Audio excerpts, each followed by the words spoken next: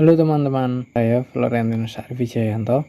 Saya akan berbagi informasi mengenai pemahaman peserta didik yang demonstrasi kontekstual pada topik 4. Yang pertama, apa yang dimaksud dengan teaching at the right level? Teaching at the right level artinya proses pembelajaran yang disesuaikan dengan tingkat capaian atau kemampuan awal yang dimilikinya. Dalam pembelajaran, pendidik dapat memperoleh keleluasaan dalam menyesuaikan pembelajaran, sehingga dapat sesuai dengan kondisi dan karakteristik pada peserta didik. Yang kedua, mengapa capaian pembelajaran dirumuskan per fase? Capaian pembelajaran dirumuskan per fase karena untuk memberikan ruang peserta didik dalam belajar sesuai dengan tingkat pencapaian, kebutuhan, dan daya pikir mereka, sekaligus untuk memudahkan guru menyesuaikan dengan karakteristik peserta didik. Selanjutnya, apa yang Anda pahami dari capaian pembelajaran? Menurut saya, capaian pembelajaran itu diartikan sebagai kompetensi pembelajaran yang harus diketahui, dipahami, dan dapat dikerjakan peserta didik setelah menyelesaikan suatu materi belajar di dalam setiap fase.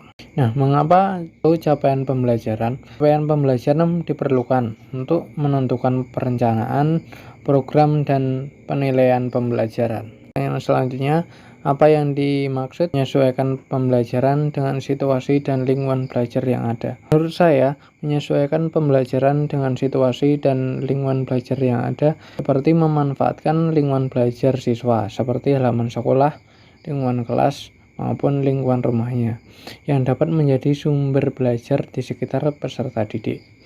Dengan mengangkat hal-hal yang mudah dijumpai atau berada di sekitar peserta didik, maka peserta didik akan lebih mudah dan lebih nyaman untuk belajar, serta peserta didik akan lebih kritis menguapkan apa yang mereka tahu dari hal-hal yang ada di sekitar mereka.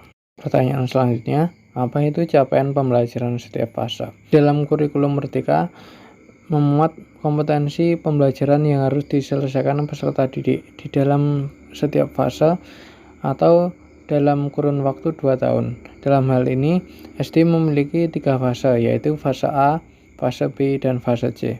Fase A untuk kelas 1 dan 2, fase B untuk kelas 3 dan 4, dan fase C untuk kelas 5 dan 6. Berikutnya, bagaimana cara membuat capaian pembelajaran? Cara membuat capaian pembelajaran dapat melalui dengan 4 tahap. Yang pertama, memilih, menentukan, dan mengorganisasi materi. Yang kedua, memilih dan menentukan strategi pembelajaran. Yang ketiga, merancang kegiatan pembelajaran. Yang terakhir, memeriksa dan mengevaluasi keberhasilan suatu proses pembelajaran. Yang terakhir, bagaimana cara menggunakan capaian pembelajaran dengan prinsip pembelajaran? Menciptakan kesadaran untuk saling menghormati dan menerima perbedaan-perbedaan yang ada di dalam setiap orang.